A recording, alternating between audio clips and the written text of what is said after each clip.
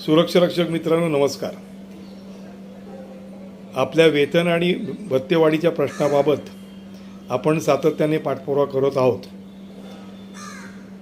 कामगार मंत्र्यांनी खरं कुठली गरज नसताना मुंबई, ठाणे तसेच पुणे जिल्हा सुरक्षा रक्षक मंडळाच्या वेतनवाढीचा निर्णय करण्याऐवजी राज्यातील उर्वरित जी 13 सुरक्षा रक्षक जिल्हा मंडळे आहेत त्यांच्याही वेतनवाढीचा आणि भत्तेवाढीचा निर्णय करावा अशा सूचना कामगार आयुक्त कार्यालयाला दिलेल्या आहेत। त्यामुळे विनाकारण वेळ वाढलेला आहे, दिरंगाईसुद्धा वाढलेली आहे।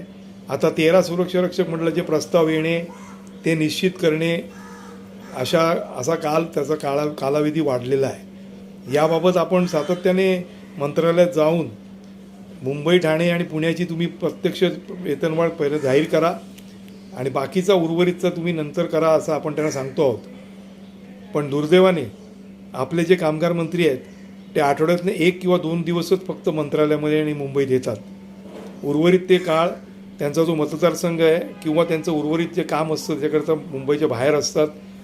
त्यामुळे त्यांना प्रत्यक्ष भेटता येत नाही आणि त्यांचा आदेश असल्यामुळे इतर यंत्रणा त्याच्यापेक्षा वेगळं वागत नाहीत, अशी काहीशी एक परिस्थिती आपल्याबद्दल तयार झालेली आहे।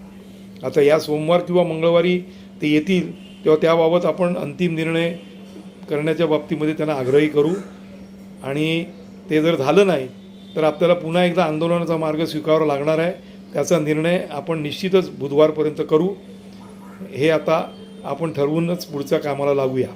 त्याचबरोबर हा व्हिडिओद्वारे मी जो संवाद साधतो आहे तो वेतन आणि भत्तेवाढीच्या सद्यस्थितीची कल्पना देण्याकरता तो होताच, पण त्याचबरोबर तुम्हाला सगळ्यांना एक आग्रहाचं निमंत्रण पुन्हा एकदा देतो आहे।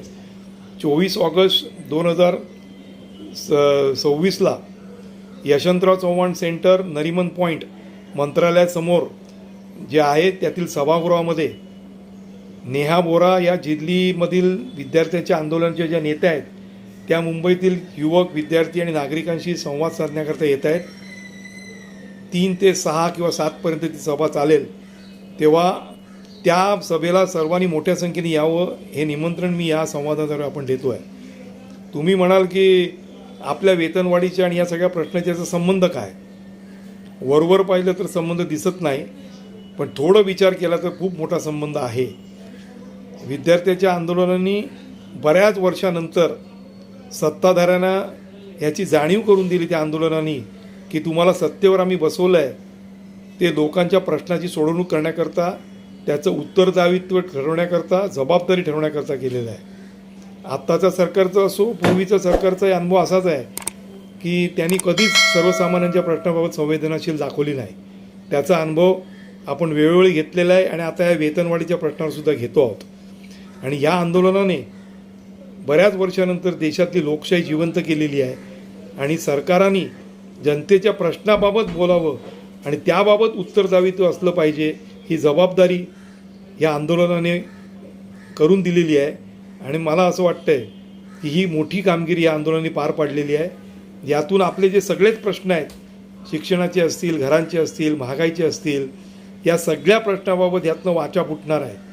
तेव्हा हे आंदोलन बळकट करणे हे आपल्या दृष्टीने फार महत्त्वाचं आहे आणि म्हणूनच पुन्हा एकदा या सभेला तुम्ही सर्वांनी यावं आणि भारतामध्ये जी लोकशाही जिवंत झालेली आहे ती आणखीन बळकट करावी आणि खऱ्या अर्थानं कामगार कष्टकऱ्यांचा हा भारत असला पाहिजे, असा नवीन भारत घडवण्याचा जो काही एक क्रम सुरू झाला आहे त्यामध्ये आपलाही हातभार लावावा एवढंच विनंती करतो।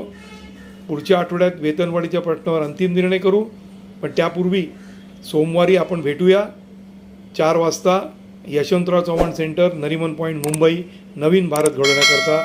सर्वांना लाल सलाम, धन्यवाद।